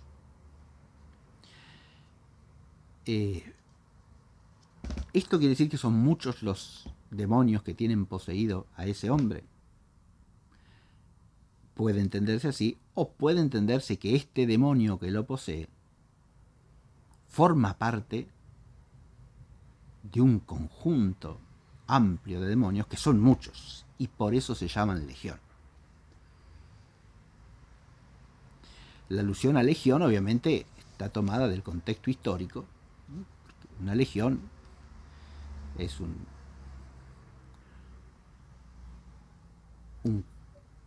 determinada agrupación de guerreros, de soldados romanos, ¿no? El nombre de legión es propio de la tradición romana.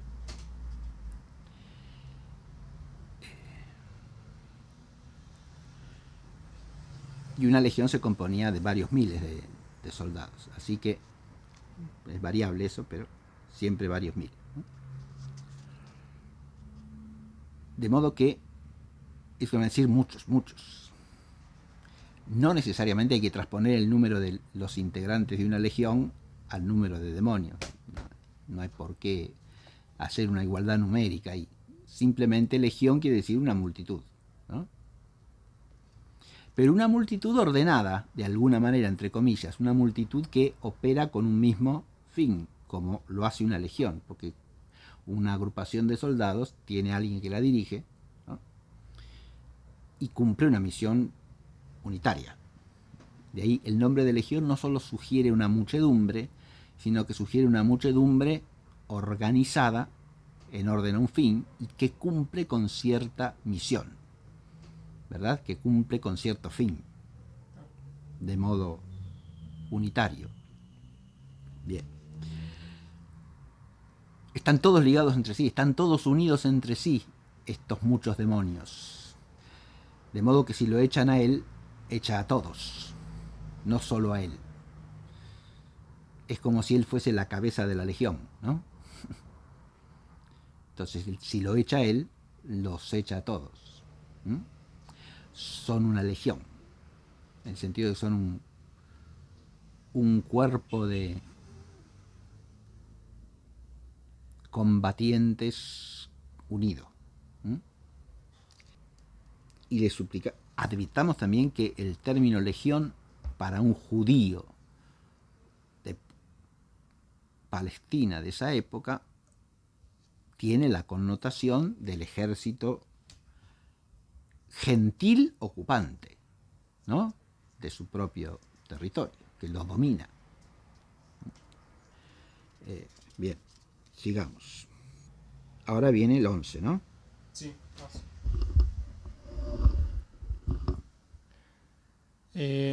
como hubiera por allí en el monte una gran piara de puercos paciendo. Ahora está, bien, como hubiera, ahora aparece la piara, ¿no? Claro. Lo mismo que en el relato de Mateo irrumpe la piara, acá también aparece la piara. Pero acá la irrupción de la piara está mucho más armoniosamente introducida porque todo el relato es minucioso y por lo tanto en Mateo la aparición de la piara genera un contraste temático, ¿no? En cambio acá no tiene el mismo efecto porque viene haciendo un relato pormenorizado con muchos datos concretos. Y entonces, bueno, ahora aparece otro dato concreto. Había por allí en el monte una gran piara de puercos paciendo. Bien. Como existía esto, le suplicaban diciendo, o sea, añade ahora a la súplica inicial que no los echase fuera de aquella. Primero le dice, la primera es la pregunta, ¿no? ¿Qué hay entre ti y mí, Jesús, Hijo del Dios Altísimo? Después le contesta a la pregunta ¿cuál es tu nombre? ¿No? Sí. El diálogo acá es más complejo. Legión es mi nombre porque son muchos. Y le suplicaba, ahora no dice, no transmite las palabras directamente, pero dice lo que le suplicaba insistentemente, que no le echase fuera de aquella región, no ya de aquel hombre, sino de aquella región a él y a todos los demonios que con él forman un conjunto, ¿no? Claro. Que no los eche de aquella región. Bien. Y ahora aparece la piara, y ahora viene de nuevo la súplica, ¿no? Envíanos, le suplicaban a aquellos diciendo. Aquellos, ahora en plural, ¿no? Sí. O sea, todos los demonios. La legión. Sí. Envíanos a los puercos para que entremos en ellos. Bien. Y se lo permitió. Y se lo permitió. Y los espíritus impuros salieron y entraron en los puercos, y la piara, en número de 2000, se precipitó por un acantilado en el mar, y en él se ahogaron. De nuevo más preciso el relato, ¿no? Claro. Se lo permitió y los espíritus impuros salieron. ¿Salieron de dónde? Del hombre. Estaban todos en el hombre entonces. Hemos de entender. O claro. Todos vagaban por la zona del cementerio y atormentaban al hombre por turnos. Bueno, todo eso se puede conjeturar y da para conjeturas en gran medida libres que pueden hacerse con cierto fundamento, pero no ya en el texto mismo, ¿no? Salieron y entraron en los puercos. Y la piara en número de 2000, ahora dice que la piara, según Mateo, es una piara numerosa, son muchos cerdos, ¿no? Ahora, en número de 2000, se precipitó por un acantilado en el mar. Esto también es una nota precisiva, ¿no? Se precipitaron por un acantilado, es decir, fueron hasta el borde de un acantilado y se cayeron por ahí. Esto ha dado lugar a que los arqueólogos buscasen un lugar de la orilla que pudiese de alguna manera identificarse por su topografía con el lugar en que los cerdos se habrían precipitado, ¿no?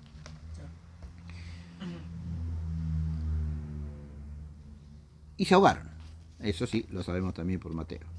Ahora, ¿cómo sigue? El 14.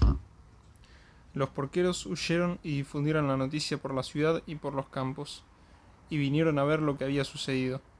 Llegándose a Jesús, contemplaban al endemoniado sentado, vestido y en su sano juicio. Lo que había sucedido, ¿no? En el texto de Mateo no está aclarado eso. Dice que los porqueros fueron y contaron lo que había sucedido con los endemoniados, ¿no?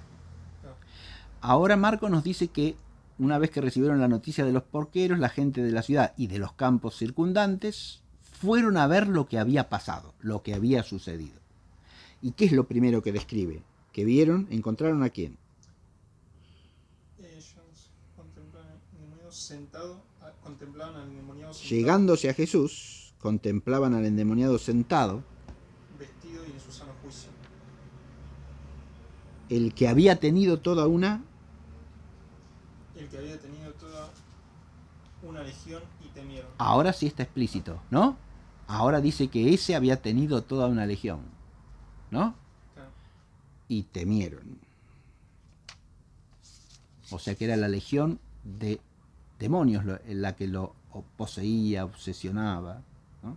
Maltrataba, vejaba. Claro. Bien.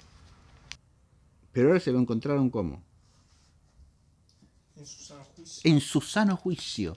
Adviértase que un efecto primario de este tipo de posesión que está aquí descrito es que el poseso es un demente, ¿no? Es un loco furioso.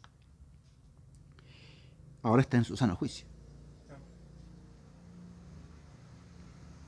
¿Y qué más? Estaba vestido y sentado. O sea que andaría ordinariamente desnudo. Claro. Bien. Y sentado, tranquilo, que se la pasaba paseando como loco entre las tumbas y por los montes cercanos, ¿no? Bien. Claro. No tenía sosiego alguno.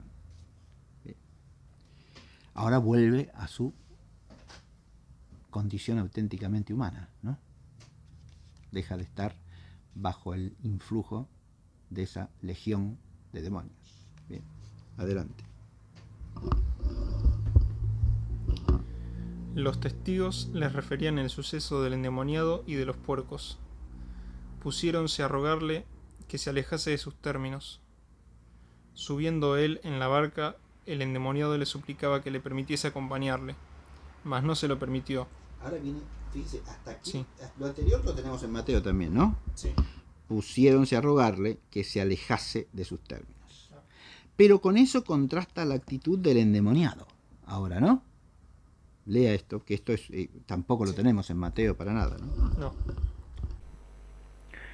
Subido él en la barca, el endemoniado le suplicaba que le permitiese acompañarle, mas no se lo permitió. Antes le dijo: Vete a tu casa y a los tuyos, y cuéntales cuanto el Señor ha hecho contigo, y cómo ha tenido misericordia de ti. Y él se fue y comenzó a predicar en la Decápolis cuando le había hecho Jesús, y todos se maravillaban. Muy bien. Advirtamos que acá el desenlace del episodio es distinto, ¿no? Mateo lo cierra con la expresión de la voluntad del conjunto de los habitantes, del conjunto de la ciudad, de que el Señor se aparte, se aleje de sus confines. En cambio, Marcos lo cierra con la actitud del endemoniado que ha sido liberado. Y el endemoniado liberado, primero que nada, quiere seguir a Jesús, quiere irse con él. Pero Jesús no se lo permite. Le da en cambio un mandato: que anuncie lo que él le ha hecho, lo que Jesús ha hecho con él, a todos los habitantes de la región.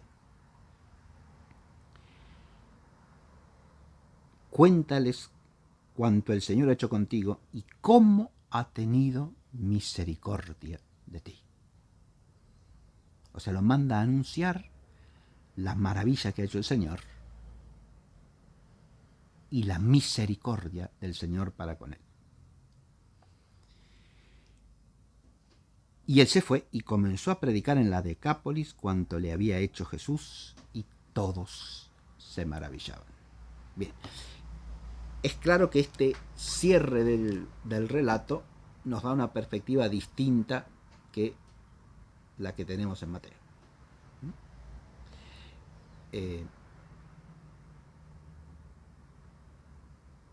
Brevemente tratamos ahora de los dos problemitas de diferencia entre estos textos que hemos leído, y ya cerramos la clase de hoy. Dejamos el resto de la lectura de los padres y el comentario a partir de allí para la próxima. Pero adviértase que aparecieron de entrada dos problemas, ¿no? El de la localización. Primero teníamos la tierra de los Gadarenos y ahora tenemos en Marcos la tierra o la región de los Gerasenos, ¿verdad? Bien. Sobre esto voy a leer brevemente dos referencias sobre el problema. La primera es de Ricciotti en su vida de Jesucristo, que dice así: Mateo la llama región de los Gadarenos, Marcos de los Gerasenos, Lucas de los Gergesenos, o más probablemente de los Gerasenos.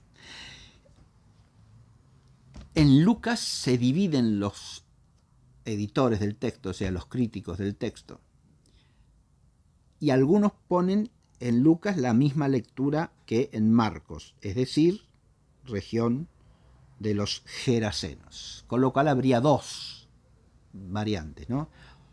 O Gadarenos o Gerasenos. Pero hay otros que conservan en Lucas como más probable la lección Gergesenos o Gergesenos. En nota al respecto dice Ricciotti: la lección de los Gergesenos o Gergesenos parece debida a una corrección de Orígenes en su comentario a Juan capítulo 6 versículo 41, mientras el texto lucano debía originariamente decir, adviértase que eso es una conjetura textual, más que lo que consta por los códices manuscritos que tenemos de Lucas, donde prevalece la lectura de los Gergesenos, no de los Gerasenos. Pero apoyándose en que eso sería una variante introducida por Orígenes, estamos a principios del siglo III de la era cristiana, partiendo de esa conjetura, se sostiene que Lucas debió decir originalmente Gerasenos, cosa que dicen algunos códices de Lucas, ¿sí? Orígenes parece apoyarse en una tradición local que él cree poder integrar con datos del Antiguo Testamento como Génesis 10:16 y 15:21. Si uno va a esos textos del libro del Génesis, encuentra ahí que se habla de los habitantes de Canaán, entre los cuales están los gergeseos o gergesenos, ¿no? Bien. Sigo leyendo Ricciotti. Los apelativos a considerar gadarenos o gerasenos, si es que suprimimos a los gergesenos, ¿no?, se refieren respectivamente a las dos ciudades de Gadara y de Gerasa, que pertenecían ambas a la Decápolis de Allén del Jordán. Sin embargo, ambas estaban situadas al sur del lago y en especial Gerasa bastante lejos de él, de manera que es difícil que los respectivos territorios se extendieran hasta el borde del lago dando su nombre a la costa. Limitándonos a los apelativos derivados de Gadara y Gerasa, no es imposible que los ribereños de la orilla occidental del lago designasen las costas opuestas con el nombre de la ciudad más célebre cita en aquella dirección. Estas denominaciones geográficas de dirección no son raras en los usos pueblerinos. Sin embargo, la explicación de la aparente incongruencia puede quizá hallarse sugerida por el tercer apelativo, Gergesenos, menos autorizado en el aspecto documental, pero más confirmado por los descubrimientos arqueológicos. Bien. Adviértase que lo único que hace aquí es plantear el problema. Por su parte, el padre de Tuya, en su comentario a San Marcos, dice lo siguiente. El primer problema que plantea este relato es la divergencia topográfica que se lee sobre el país en que desembarcan. Este es al otro lado del mar de Tiberíades, frente a Galilea. Ese frente a Galilea está en Lucas. Y precisan este lugar, pero aparecen con tres variantes: gerasenos, gadarenos y gergeseos, o gergesenos. En Mateo está críticamente bien establecida la lectura de gadarenos. En Marcos Lucas la lectura críticamente bien establecida es la de gerasenos, o gerasenos. Aunque en todos ellos abundan las otras variantes. Queda pues la divergencia doble de gadarenos y gerasenos, o gerasenos, insisto. Se sabe por este pasaje que este lugar estaba situado junto al lago, y que además estaba enclavado en la Decápolis. La región de los Gadarenos supone una capital, Gadara. La Gadara de la Decápolis era una villa helenística situada al sudeste del lago. Era llamada Metrópoli de Perea. Su territorio se extendía hasta el lago de Tiberíades. Corresponde a su situación al actual Keis, que está 12 kilómetros hacia el sur del lago de Tiberíades y separada de él por un profundo valle, colinas y el río Yarmouk. Marcos Lucas pone en la escena la región de los Gerasenos, o Gerasenos. Le corresponde por capital la ciudad de Gerasa, que formaba parte de la Decápolis y corresponde al actual Jerash, a 60 kilómetros hacia el sur del lago. Ante esa divergencia topográfica de Mateo y Marcos Lucas, ¿cuál es la posible solución? Piensan algunos que la lectura de los Gadarenos de Mateo fue una interpolación del traductor griego del Evangelio aramaico de Mateo. Pero parece que la solución sea otra. Dada la preponderancia de las villas más importantes de la Decápolis, los ciudadanos de la Confederación podían denominarse por el nombre de la villa que en un momento histórico tuviese la preponderancia en la Confederación. Así, esta misma oscilación de preponderancia histórica se prestaba también a una oscilación denominativa, no siempre correspondiente al preciso momento histórico de preponderancia. Esta explicación a mí me parece sumamente razonable. Es decir, hay una diferencia, pero es una divergencia de denominación que alude a dos ciudades de la misma zona, una un poco más alejada que la otra de la orilla del lago. Pero como dice bien Ricciotti, a los habitantes de la Galilea, o de toda la región de Galilea y de Samaria y de Judea, es decir, de las que está al occidente, y en particular al occidente del Tiberíades, Galileos eran Pedro, de quien recibe el relato Marcos, ¿no?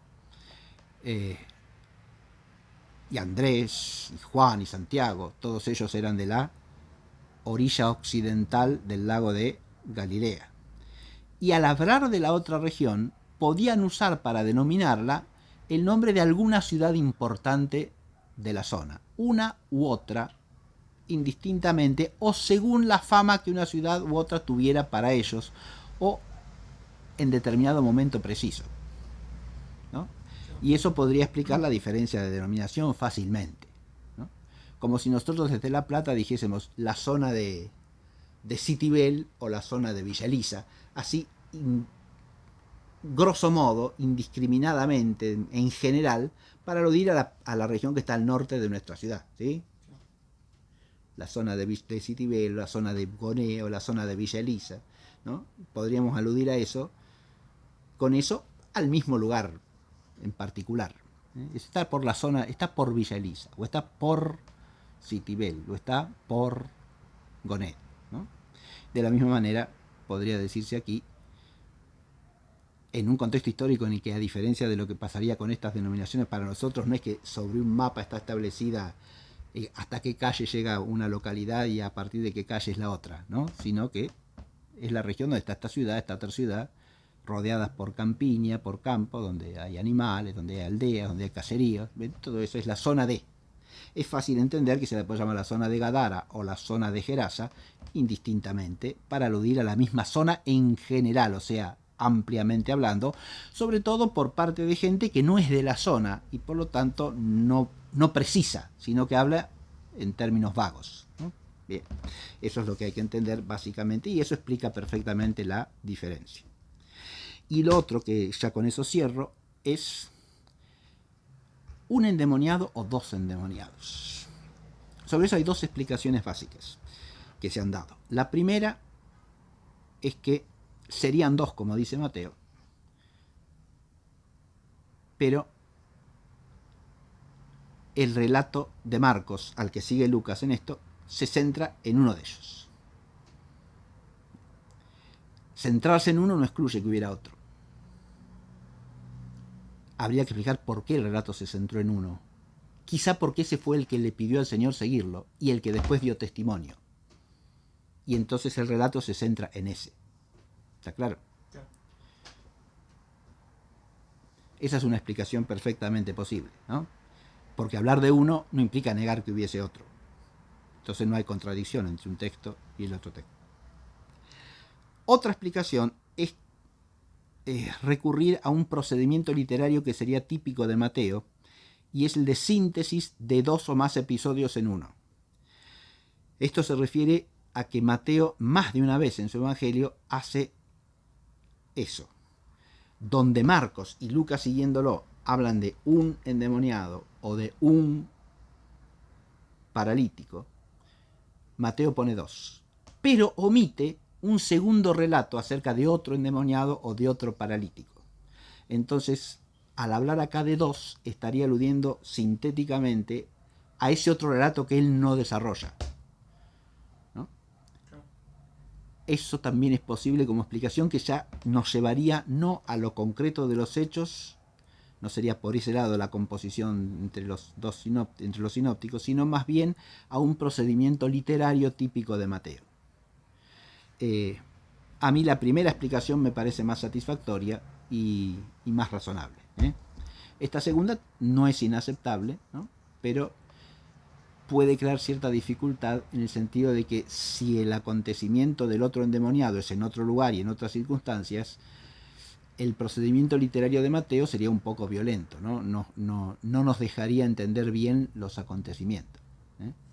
Es una explicación posible, pero bastante más problemática, digo, ¿eh? En cambio, la primera explicación me parece totalmente razonable, que fuesen dos, pero que el relato de Marcos se centra en ese uno, que precisamente en Marcos adquiere un relieve protagónico hacia el final del relato, cosa que Mateo omite. Entonces Mateo se queda con los dos, que para él son indistintos porque él no quiere relatar lo que pasó con el otro, con uno de ellos. En cambio, Marcos se centra en uno de ellos porque ese es el que al final se quiso quedar con el Señor y después proclamó la misericordia de Dios entre los habitantes de la Decápolis, ¿no? Bien, con eso por hoy suficiente, ¿eh? In nomine Patris et Filii et Spiritus Sancti. Amén. Muchas gracias y hasta la próxima.